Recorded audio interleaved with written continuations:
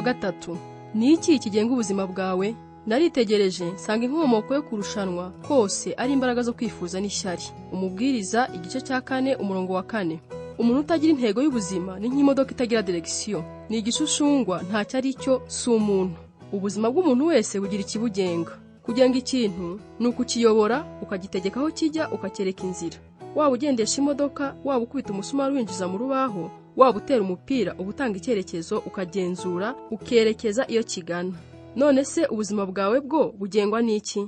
Ubu aka kanya usoma aya magambo, ushobora kuba ufite ikibazo, ikintu kikuvuna, cyangwa akazi ugomba kurangiza none akaba aricyo kirimo kugukoresha.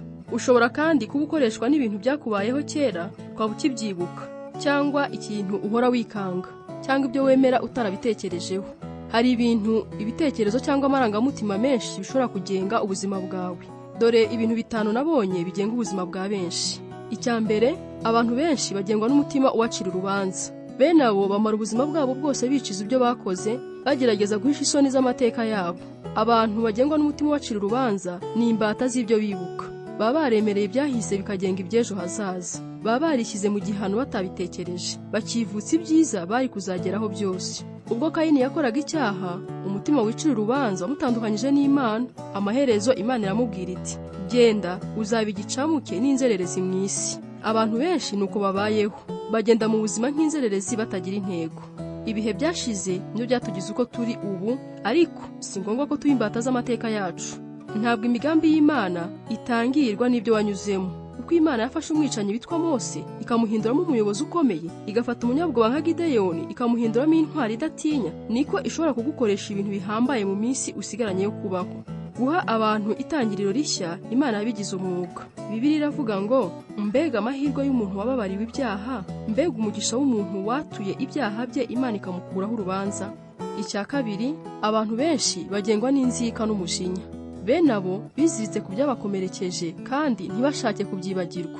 Aho kugira ngo bareke agahinda bababarira ababahemukiye, ahubwo bahora bagacunda mu bitekerezo byabo. Abantu bamwe bagengwa n'inzika, bagafunga umujinya bakawuhisha mu nda, abandi bagatomboka umujinya bakawutura ku bandi. Iyo myitwarire yombi yonona ubuzima kandi ntabigirira akamaro. Inzika ikugirira nabi kurusha uko igirira nabi uwo warakariye. Uwaguteye kurakara ashobora kuba atakibuka ko yakubabaje, akaba yikomereje ubuzima, naho wowe ugakomeza gushengurwa n'intimba wiziritse ku byahise. Reka nkubwire, abakugiriye nabi mu gihe cyashize ntibashobora gukomeza kukubabaza, keretse iyo wihambire ku mubabaro baguteye ubwo kubika inzika. Ibyahise byarahise, nta gishobora kubihindura. Nta kindi ubusharire bukumarira uretse kukwicisha umubabaro gusa. Iga kwigirira neza ibyakubayeho, ubikuremo isomo, hanyuma uve mu mujinya. Bibiliya igira iti, umujinya wica umupfapfa, kandi ishyari ryica ubuze ubwenge. Icya gatatu, abantu benshi bagengwa n'ubwoba. Ubwoba bwabo bushobora kuba ari ingaruka zo guhahamuka, bushobora kuva mu kwiha intego zidashoboka, bushobora kuba ingaruka yo kuba wararezwe n'ababyeyi b'abanyagitsure cyane, cyangwa se bukava mu mikorere bwite y'amaraso yawe. Inkomoko iyo yaba ariyo yose, abantu bakoreshwa n'ubwoba badindira muri byinshi bashobora kugeraho kubera gutinya kubigerageza. Usanga kenshi bagenda bigengesereye, bagatinya guhindura ibintu, kandi iteka bakagerageza kugendera mu byo bamenyereye.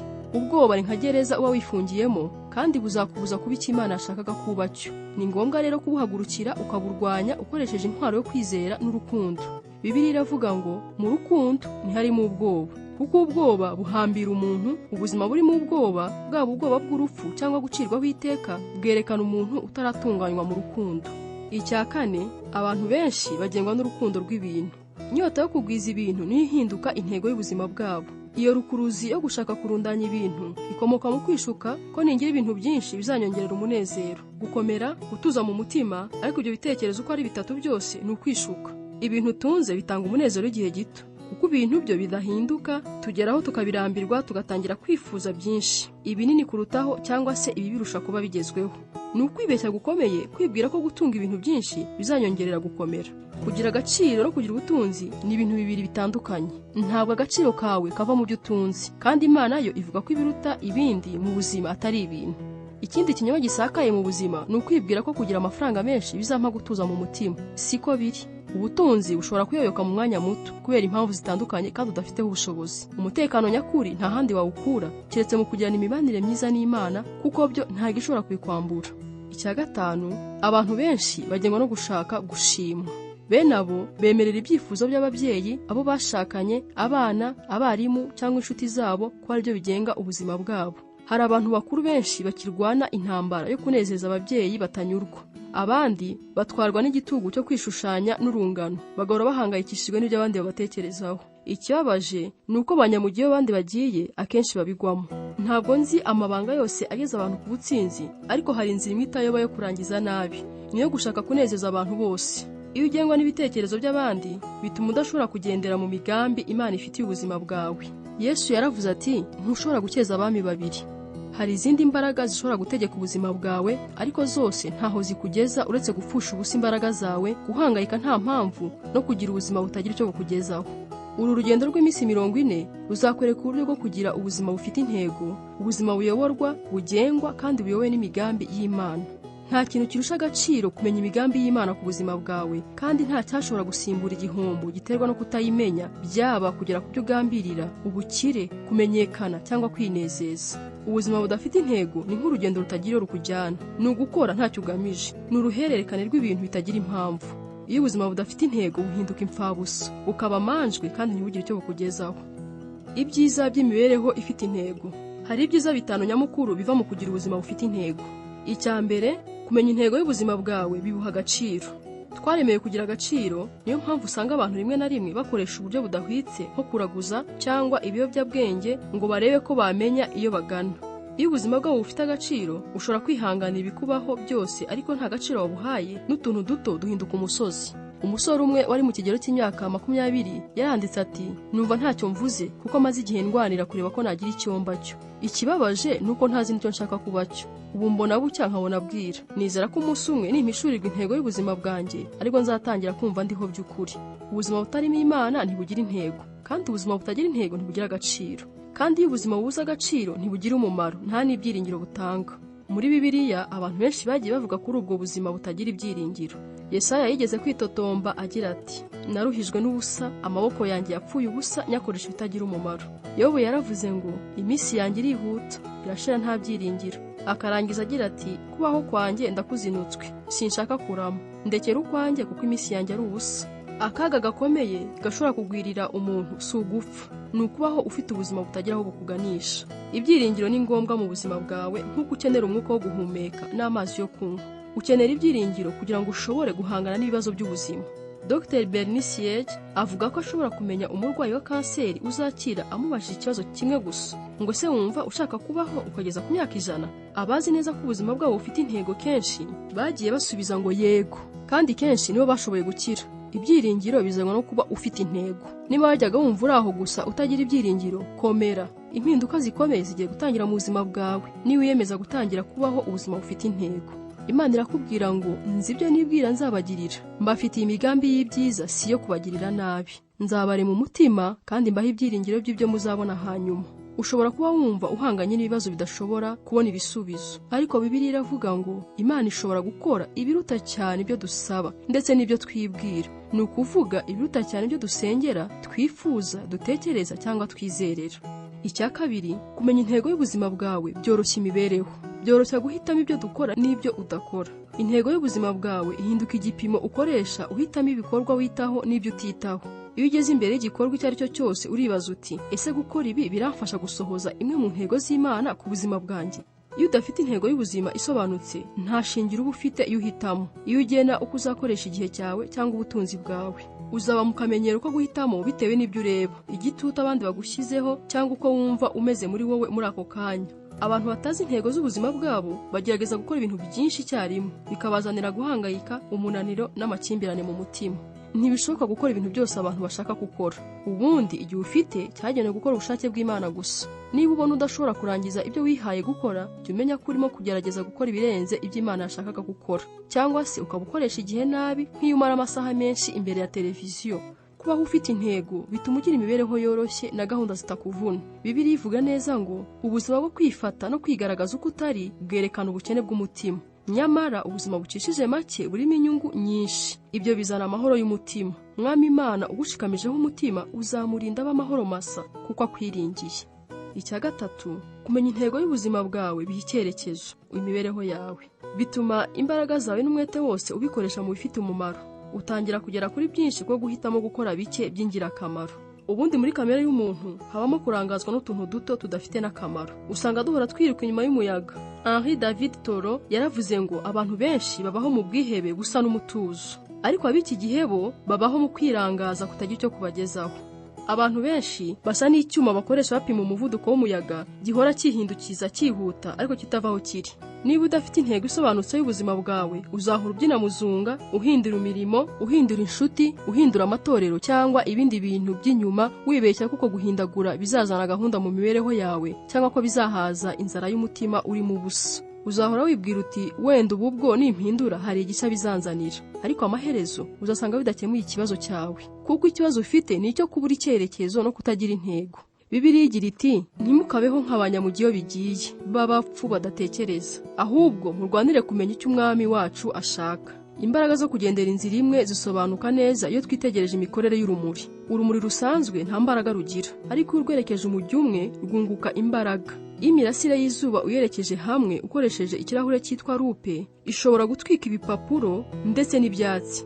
Hari n'ubuhanga bugezweho bwo gucisha urumuri ahantu hato cyane hakavamo imbaraga zitwa laser zishobora gukata ibyuma niyo byaba bikomeye. Nta kintu kigira imbaraga nk'ubuzima bufite icyerekezo, nk'imibereho ifite intego.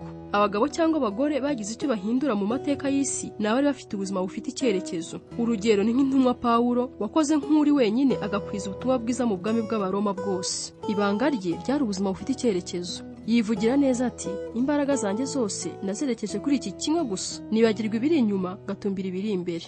Niba ushaka ko ubuzima bwawe bugira icyo buhindura ku isi, buha icyerekezo. Burekeye aho gusambira byose, burekeye aho ngaho kugerageza gukora byose. Jya ukora bike, ugabanye imirimo imwe n'imwe, kabone niyo yaba igaragara ko ari myiza. Wibande cyane ku byo ubona ari ingirakamaro. Ntuzitiranye gukora byinshi no gusohoza byinshi. Ushobora gukora byinshi ntacyo ugamije, ariko se amaherezo bimaze iki? Pawulo yaravuze ngo mureke duhurize umutima kuri iyo ntego, twese abashaka gusingira ibyo Imana yaduteguriye. Icya kane, kumenya intego y'ubuzima bwawe byongera imbaraga mu mibereho yawe. Iyo umuntu afite intego bimutera kugira umurava. Nta kintu gishobora kukongeramo intege nko kugira intego isobanutse. Iyo abantu babuze intego ntibashobora gushishikara. Iyo udafite iyo ujya no kubyuka ubwabyo bihinduka umuruho. Akenshi ikitunaniza kikatumaramo imbaraga, kikatubuza umunezero, si akazi kenshi ahubwo ni akazi katagira icyo kagamije. Bernard Shaw yaranditse ngo dore igitanga umunezero mu buzima ni ukumva imbaraga zawe urimo kuzikoresha ikintu gifite umumaro. Ukumva urimo guhindura ibintu aho kwitwara nk'agapfunyika k'intege nke, wirebaho umutozo n'amaganya atavaho, witotombera ubudatuza ku isi itakwitayeho bwiguha umunezero. Icya gatanu, kumenya intego y'ubuzima bwawe bigutegurira ubuzima bw'iteka. Abantu benshi bamara ubuzima bwabo ku isi bagerageza gusiga umurage ku isi. Bahora bashaka ikizatuma bahora bibukwa nibava ku isi. Ariko ku iherezo rya byose ikizagira icyo kimara si ibyo abantu bazaba bavuga ku buzima bwawe, n'ibyo Imana izavuga. Icyo kenshi abantu batabona ni uko ibyo twageraho byose haza abandi bakabirenza. Ubikirangiriye mu mikino, ejo hakaza undi akakurenza. Uramenyekana ejo ukibagirana, kandi ni byiza abantu bakuvugaho bigeraho bikamenyerwa. Akiri muri kaminuza, witwa James Dobson yari yarihaye intego yo kuzaba uwa mbere agatwara igikombe mu mukino w'amarushanwa ya tennis. Intego yayigeraho akajya yumva afite ishema ko igikombe yatsindiye cyari gitatse ahagaragara mu ishuri. Haciyeho imyaka umuntu arakimwoherereza. Bari bagisanze mu iyarara aho bari bataye imyanda barimo kuvugurura inyubako y'ikigo. Hanyuma James arandika ngo igihe kiratinda, ibyo watsindiye abandi bakabiyorana n'iyarara ryo ku cyavu. Kubera aho kuzasiga umurage ku isi ni ukureba hafi cyane. Uburyo bwiza bwo gukoresha igihe ni ukwishakira umurage udashira. Ntabwo Imana yagushyiriye ku isi ngo ukorere kwibukwa. Yagushyize ku isi kugira ngo utegure imibereho y'iteka. Umunsi umwe uzahagarara imbere y'Imana ikora igenzura ry'ubuzima bwawe.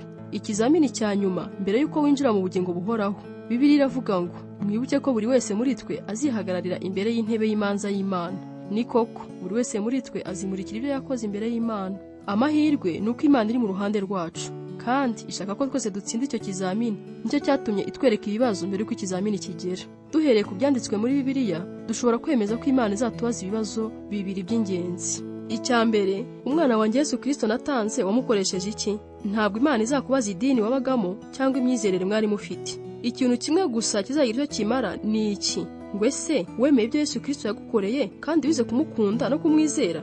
Yesu yarivugiye ubwo ati nige nzira n'ukuri n'ubugingo, ntawe ujya kwa data ntamujyanye. Icya kabiri, ibyo naguhaye byose wabikoresheje iki? ubuzima naguhaye, impano zose, ubuhanga, igihe, imbaraga, inshuti ndetse n'ubutunzi Imana yaguhaye. Ese wabyikoreshereze mu nyungu zawe cyangwa wabikoresheje gusohoza imigambi Imana yakuremeye? Kugutegura ngo utazatsindwa ikizamini cy'ibyo bibazo bibiri niyo ntego y'iki gitabo. Ikibazo cya mbere kizagena aho uzamara ubuzima bw'iteka. Ikibazo cya kabiri kizagena ibyo uzakora mu buzima bw'iteka. Nurangiza gusoma iki gitabo uzaba ushobora gusubiza biriya bibazo byombi. Umunsi wa gatatu, gutekereza ku ntego y'ubuzima bwanjye. Ingingo yo kuzirikana: imibereho ifite intego niyo nzira y'amahoro. Umurongo wo gufata mu mutwe: Mwami Imana ugushikamijeho umutima uzamurinda w'amahoro masa kuko akwiringiye. Yesaya igice cya 26 umurongo wa 3. Ikibazo cyo gutekerezaho: uwabaza umuryango wanjye cyangwa abo tubana bavuga ko ari iki kigenga ubuzima bwanjye? Ese ubundi niki nshaka ko kingenga?